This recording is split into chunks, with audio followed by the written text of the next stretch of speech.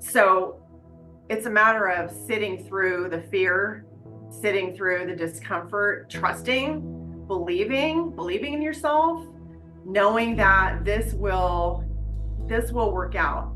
And for me, I had to use a lot of mantras. All is well, everything is working out for the best for me and everybody involved. Really playing a lot of mind games, which I still do to this day, positive affirmations to get my mind in the right place. But making courageous decisions can sound very sexy and very glamorous, and it is. It can be very sexy and very glamorous, but there is also the other side of fear and sitting in the fear and trying to figure out how to get through the fear. So I have lived that. I've lived it.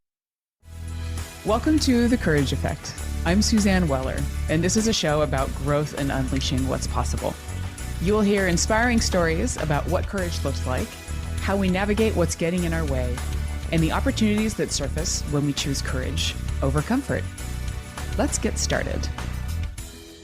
Hello, everybody. Welcome to The Courage Effect. It's wonderful to have you here today. My guest today is somebody who has recently written a book, and I'm thrilled to have her here to talk about it and her larger life and professional experience. My guest is Kate Walker. Kate is an executive consultant, life coach, HR expert, and author. Following 20 years of senior HR experience at global firms, including Nintendo and Publicis, she left the corporate world in 2021 to found Kate Walker Consulting, where she works to enhance leader skills, impacting company culture and profits. Kate's Amazon bestseller, A Candid Conversation, Lessons in Life, Love, and Leadership, is a combined memoir and guide offering lessons in self-awareness, empowerment, and success. Kate, a pleasure to have you here. Welcome to The Courage Effect. Thank you, Suzanne. Thank you. I appreciate that introduction. I'm really happy to be here. I'm excited. Me too. So I just read your book and it details such a personal and courageous journey, starting from your childhood to ending an unhealthy relationship and leaving your corporate career to create a life on your own terms. What really strikes me is that there have been a lot of pivot points in your life. So I'd love to start the conversation today with you speaking to some of those pivot points and how they eventually led you to writing the book. Yes. Well, wow. Thank you for reading the book. I appreciate it. I'm just, I know you're seeing my face like, oh my gosh, wow, my wow face. Thank you. I appreciate that. Yes. I wrote the book in the spirit of sharing these different pivot points that I know the podcast here is called The Courage Effect. A lot of these pivot points took a lot of courage. So I'm happy to be here talking about these things, but I feel like there's always been, I guess, a calling, for lack of a better word, to bring me to a different place. And my first pivot point, I would have to say, which I write about in the book, is my desire to go away to college. I went, I think, maybe 500 miles away, thereabouts, to college. I left my hometown that I grew up in to go to San Diego. I live in California.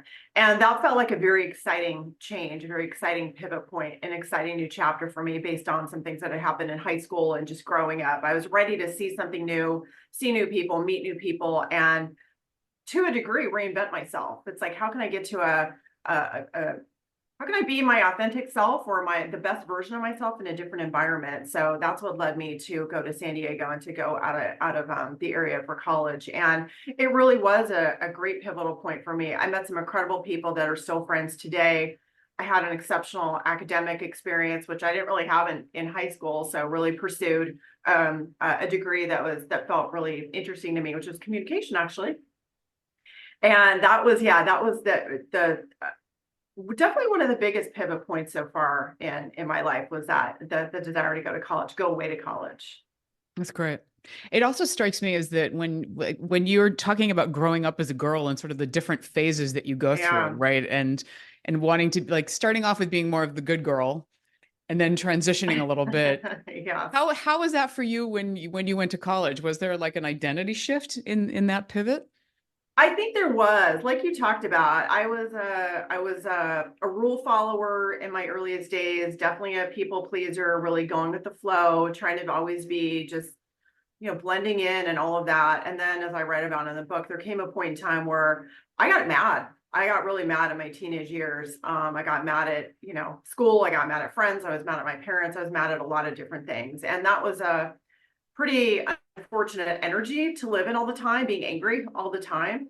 So yes, I do feel like when I went to college, I put that kind of happy hat back on because I was feeling happier. I was feeling in a better space. I was reinventing myself. I was finding friendships and clubs for that matter that were making me happy. And that to me is a space that for all of my life has been a happier space to live in, obviously. And there have been different pivot points along the way where I found myself back in that negative energy due to different things. And that's not, it's not where I like to be. And I've learned as I've gotten older that you really have to be very intentional with your thinking, your thoughts, your mind in especially those decision making points that get you to a better place, but managing some of those runaway thoughts that I have a lot of all the time. It's a constant, constant opportunity and challenge to get my mind right. But yes, it does feel a lot better to be in just a more positive place in general. I have learned that.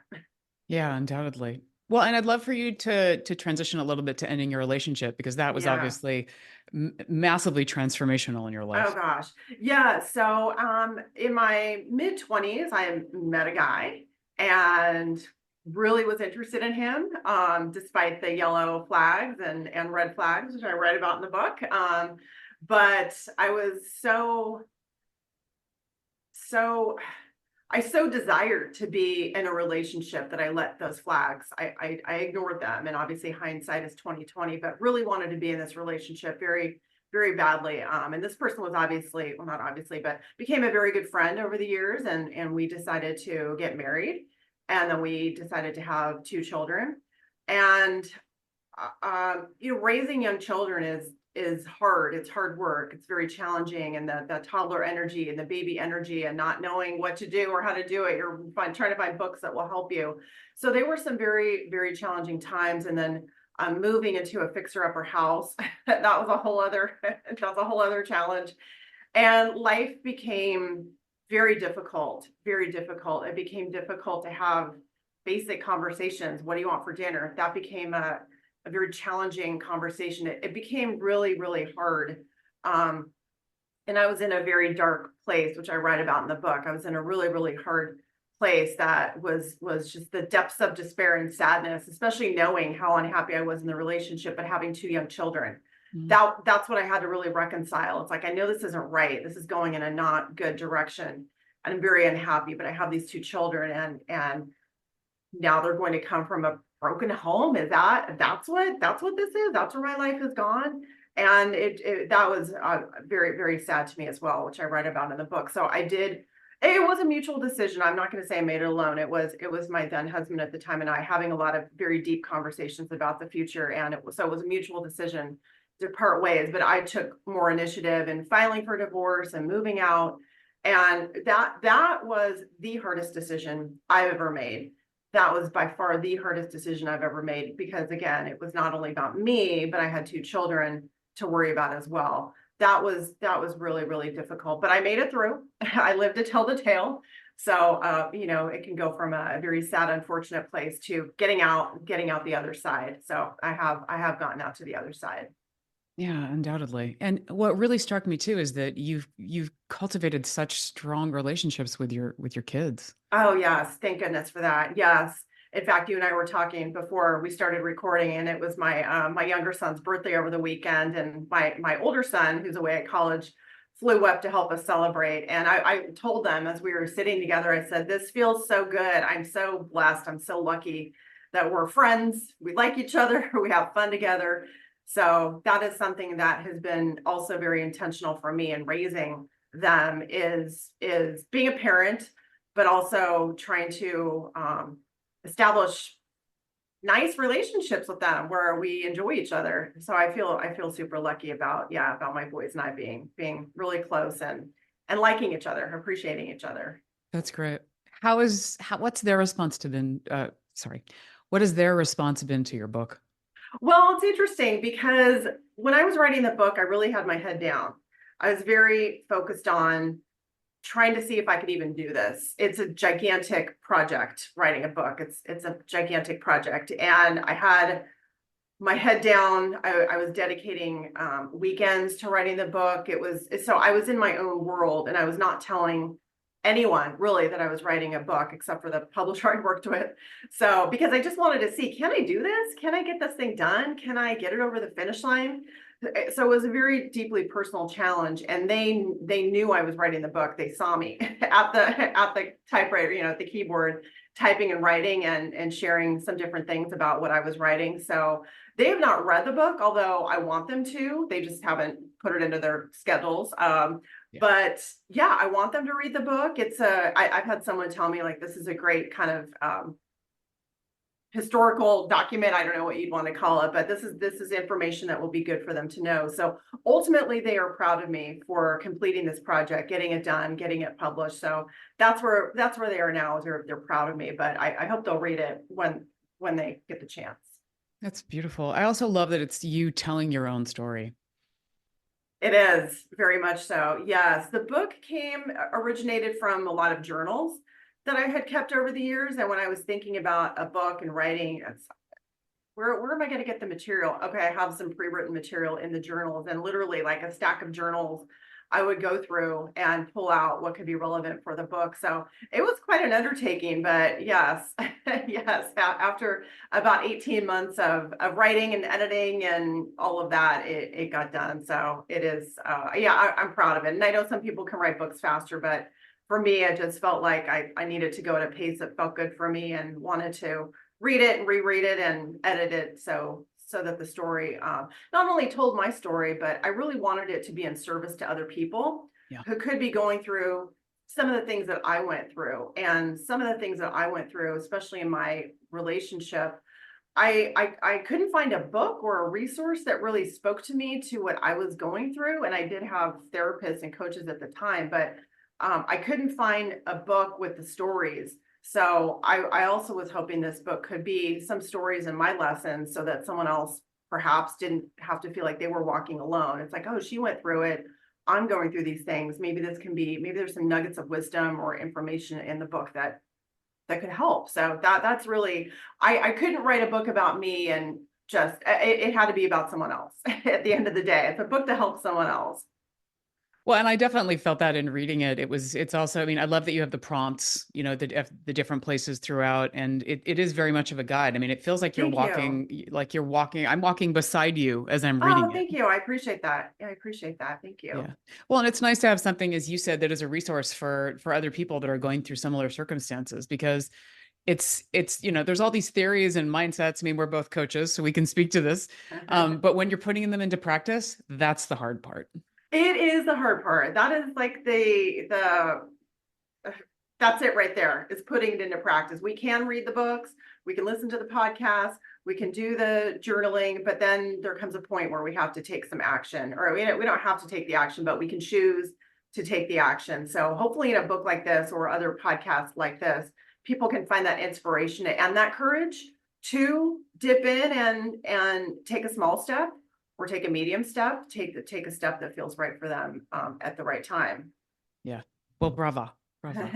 Thank you. We're going to cut to a break. When we come back, I'd love to talk more about the courage of the journey, and also the discomfort of that, because sometimes we do these things and we talk about them like it just happens overnight, and this definitely didn't. So everybody stay tuned. You're listening to The Courage Effect. We'll be right back. Courage takes on many forms. I know from personal experience that one of the most courageous things we can do is to recognize when we need help and seek out support. If you're going through a hard time, feeling like something is interfering with your happiness or the ability to achieve your goals, therapy can give you tools to approach your life in a very different way. And that's why I'm excited to tell you about today's sponsor, BetterHelp. BetterHelp's mission is to make therapy more affordable and accessible. It's an online platform where you can be matched with a professional therapist in as little as a few days.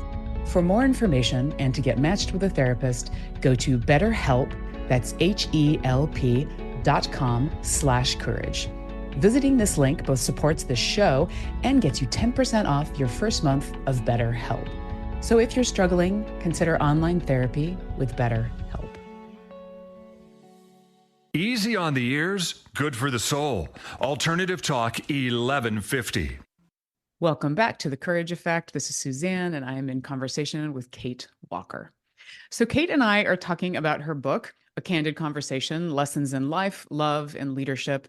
And one of the things that, as we spent the first half of the show talking about the courageous acts, all of the different pivot points that you've been through in your life, Kate, this is not easy work. And I know that when we tend to tell these courageous stories, sometimes we will generalize because there's only so much we're going to tell about it. But I'd love for you to maybe talk a little bit about the discomfort, the sitting in that danger and what that was like for you.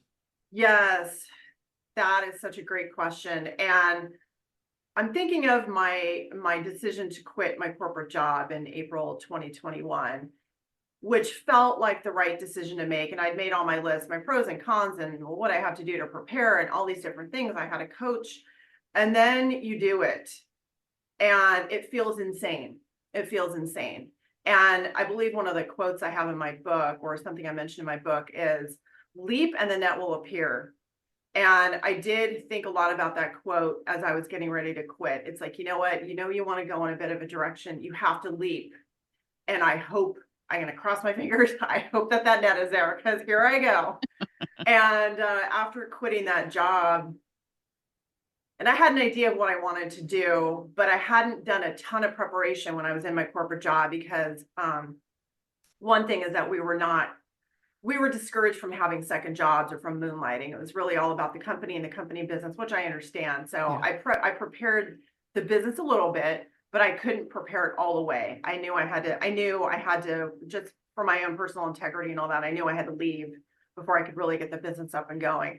So that said, it was not ready to go when I walked out. And I remember taking walks, just trying to calm myself down, or, keep moving, stay active. And there were times when I just felt like I needed to drop to my knees and just say, this feels bad. Like, I'm scared.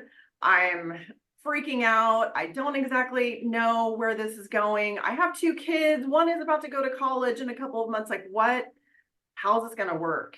So I'm glad I made the decision, obviously in hindsight as well. But when you're in it, it can feel really, really scary, for lack of a better. That's probably just the most, kind of the biggest word I can use, is really, really scary.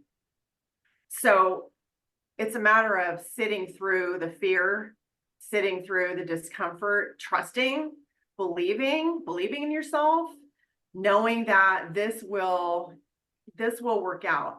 And for me, I had to use a lot of mantras. All is well, everything is working out for the best for me and everybody involved. Really playing a lot of mind games, which I still do to this day, positive affirmations to get my mind in the right place. But making courageous decisions can sound very sexy and very glamorous, and it is. It can be very sexy and very glamorous, but there is also the other side of fear, and sitting in the fear and trying to figure out how to get through the fear. So I have lived that. I've lived it.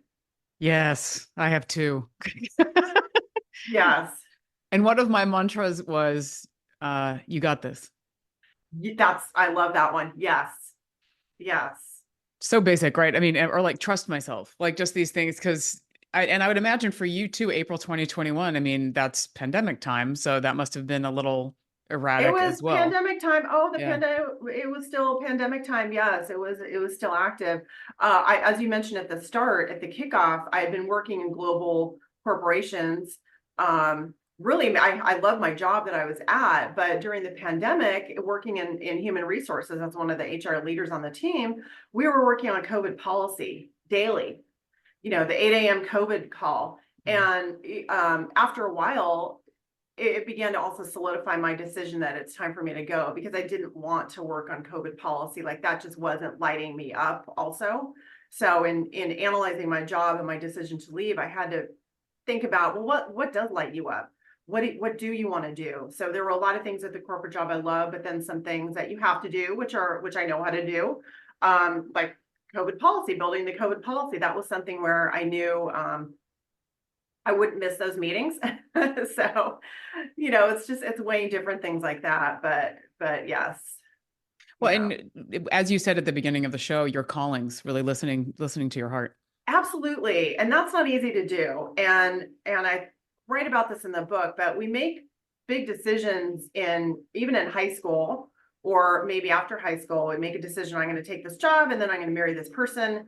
And then everybody's locked in for the next 10, 20, 30, 40 years. You're locked in the same job with the same person, and you might be extremely happy, or you might have those yearnings like, I don't know that this job is really, really lighting me up anymore. And so it's listening to those different inner conversations, or the inner wisdom, and having the courage to say, I hear it. Okay, I hear that voice. What am I going to do? Let me think about it. Let me maybe journal on it. Let me find a book maybe that describes how I'm feeling or what I'm thinking. But it is listening to that voice can be it can be scary. It can also be very it can really like change your life in an amazing way if you follow it. So there's a lot of sides to it. Yeah. One of the other things that also really struck me in your book was the thoughts about money. Oh boy. Oh yeah. And that's a big one, I think, as women in general. I mean, even though, I was raised to be like, you can do whatever you want, you can, but there's still like these gremlins that are in there. And I know this is for men and for women, but especially when you're quitting your job, when you're going out on your own. But I know you had a mindset of, I'm just not good with money. And you had to get over that.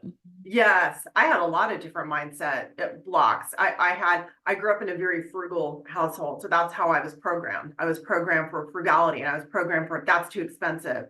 We can't afford that. That was normal for me. Those scripts. That's how I grew up. Of course, it's normal, and it was very normal for me even getting into my career. Of course, I would start at the lowest entry point of pay. Like, why wouldn't you? It's not normal. So yeah, you have to live and learn a little bit to understand, wait a minute, there are some different choices here. There's some different paths we can take.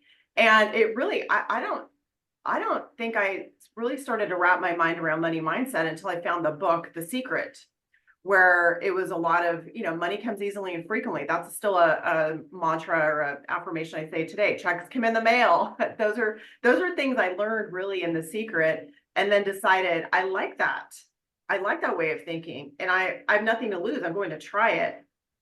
So that was really the beginning of trying to change my money mindset. And I have changed it a great deal. Even as entrepreneurs, solopreneurs getting this tax bills, it's like a sticker shock, like, oh my God, that's a huge tax bill. What? And then flipping it to, I guess I made a lot of money. Wow, that's a great thing. I can't wait to pay my taxes so that I can pay teacher salaries. I can pay for the stop signs and the stoplights. So it's a mental game, for lack of a better word, and trying to flip the script on your deep programming for what you think money is or how it should work. Yeah. I mean, and that's huge. That's huge. I mean, on so many different levels. And I mean, just as you said, like the idea of normal, you were really like needing to question normal in air quotes Oh, definitely. in so many aspects of your life. Yeah. And again, normal is a lot from our childhood programming. Yeah. What we were taught, it's very normal.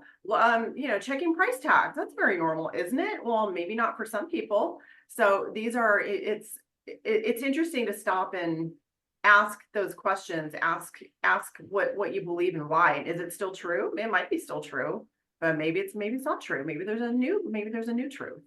Yeah. And the stories that we tell around all of those. Yes. Busting some of the stories can be very helpful. Yes. Well, and your book seems to be a lot about that. And that's one of the reasons why I really like the prompts that you have too, is that, it is about how do we just pay attention a little bit more to where we're spending our time, putting our attention, and how do we potentially want to shift that, because we're boxing ourselves in a lot of situations. Absolutely. And I know we all have to live and learn. I get that. But some of the things I know now, I wish I'd known them a while ago.